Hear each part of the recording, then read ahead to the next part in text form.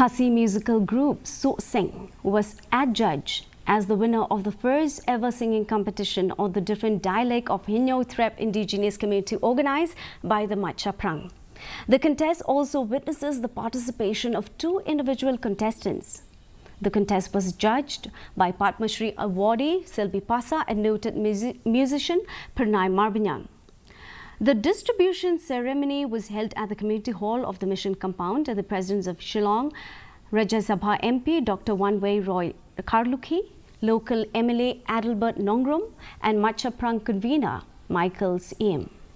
Rajya Sabha MP handed over the cash prize of Rs 40,000 along with the certificate to the winner. Lago ya Nongrim kebas kem, but hadu menta. Lebih study your family jong kamtam hajwai dan tak sangkung ini bedon, but ni belum kestan, but kita belum stay. Kakam scam your family joki. Kita temen jong ini jadi start tam, dari ni be jadi start wan sebar, but dia kumi gitu. Bangin debat ya ke kita temen jong itu tak, ngatrai, kenumlong kita berdiri jong ini.